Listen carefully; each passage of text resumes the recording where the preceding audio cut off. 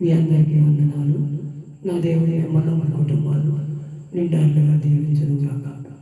ఈరోజు ఈస్టర్ పండుగ మీ అందరికీ చూస్తున్న ప్రేక్షకులందరికీ ఈస్టర్ శుభాకాంక్షలు తెలియజేస్తున్నాం. మనమందరము కూడా దేవుని రాజ్యాన్ని కట్టబడటానికి, దేవునిలో ఎదగటానికి కొన్ని మాటలు ఈరోజు తెలుసుకోవాలి.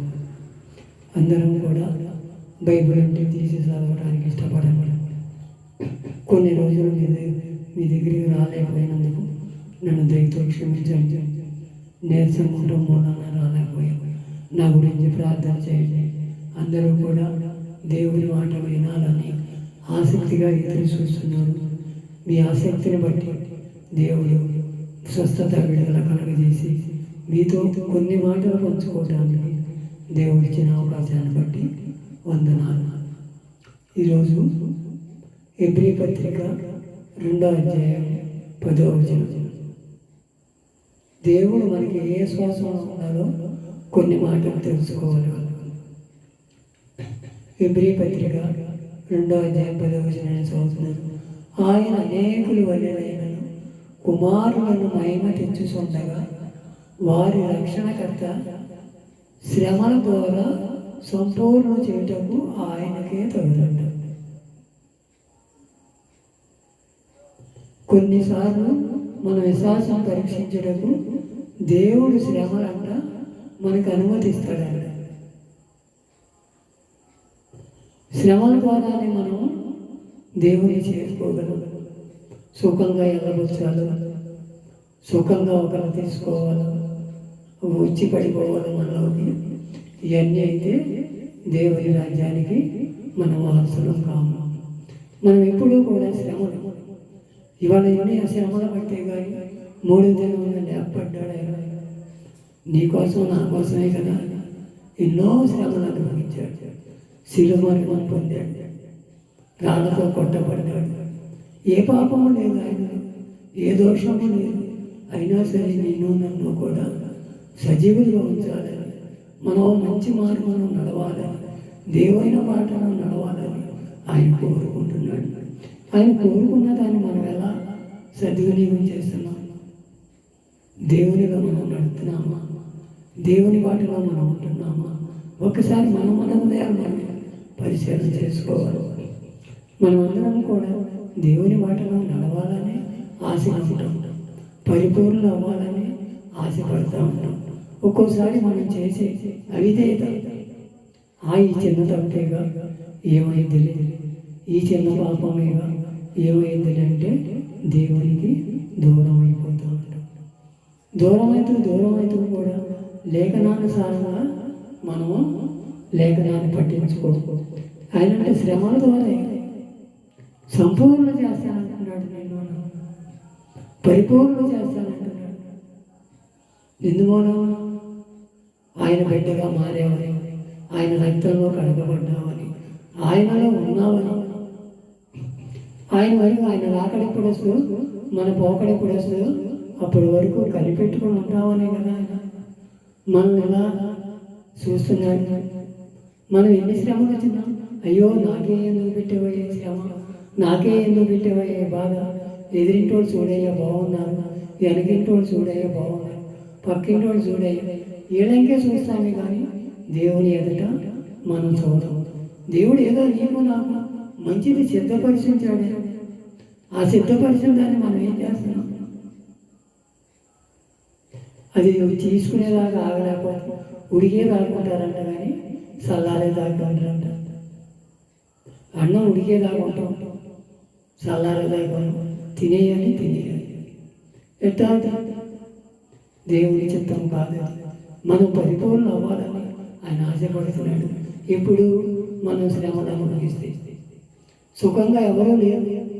ఆయన 12 మంది శిష్యులు కూడా ఎవరు సుఖంగా సరిపోయారు?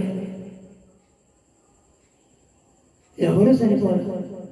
శిష్యులు దేశాన్నే తల్లకిందలు చేసిన శిష్యులు, రాజ్య సువార్త వాళ్ళ భుజాస్కంధాల మీద మోసిన వాళ్ళు, స్వస్థతలు జరిగించిన వాళ్ళు, వస్త్రము సైతం ముట్టితేనే స్వస్థత పడిన వాళ్ళు, 3000 మందిని పేతులైతే 3000 మంది ఒకసారి ఒక ప్రసంగం ద్వారా రక్షించబడ్డారు. అయినా సరే ఆయన ఏమన్నా మామూలుగా చంపేశారా? శ్రమ యక్షాకారంలో సిలువేసి చంపేశారు. మన ప్రజలు కూడా అలాగే ఉన్నారు. మనం సుఖంగా వెళ్ళవచ్చాలి, దేవునిలోకి వెళ్తే సుఖపడతాము. దేవునికి మనం ఇష్టలుగా ఉంటే మన జీవితాలు బాగుపడతాయి, సుఖపడాలి. ఎప్పుడు ఆయన మాట వింటే, కొన్ని మాటలు మనం వింటే సుఖపడగలం. అది మనం తెలుసుకోవాలి. ఆ మాటలు బైబిల్ ప్రకారంగా నడవాలి. దేవుని సన్నిధిలో నువ్వు నేను ఎలా నడుస్తున్నామో ఒక్కసారి మన హృదయాలు మనమే పరిశీలించాలి. నీ విశ్వాసమే స్వస్థపరుచున్నట్టు. నీ తీర్మానం ఎలా ఉండాలి దేవునితో? రోగం వచ్చినప్పుడు, బాధ వచ్చినప్పుడు, ఇరుకు వచ్చినప్పుడు, అయ్యా నువ్వే నాకు దిక్కు అనే విశ్వాసంలోనే ఉంటాడు. బాధ వచ్చిన, ఇరుకు వచ్చిన, ఇబ్బంది వచ్చిన, కలిసి వచ్చిన అన్నీ నువ్వేనయ్యా. ఏవేమన్నాడు? యెహోవా ఇచ్చాను, యెహోవా తీసుకెళ్ళిపోయాడు, యెహోవా నామానికి స్తుతి కలుగును గాక. ఆఖరికి భార్య కూడా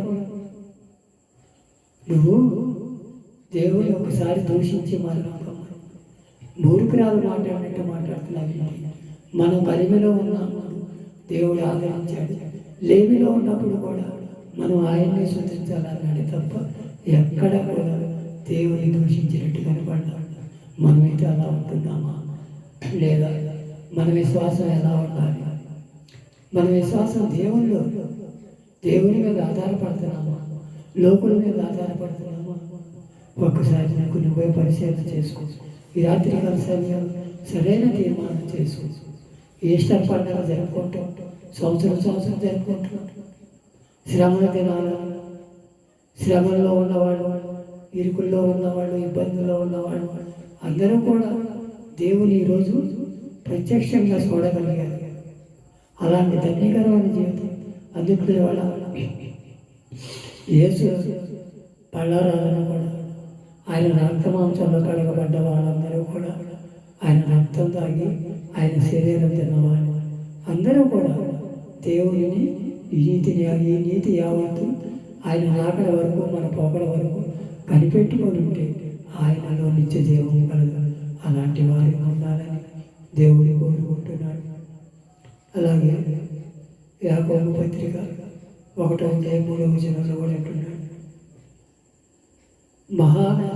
ఏదన్నా మీరు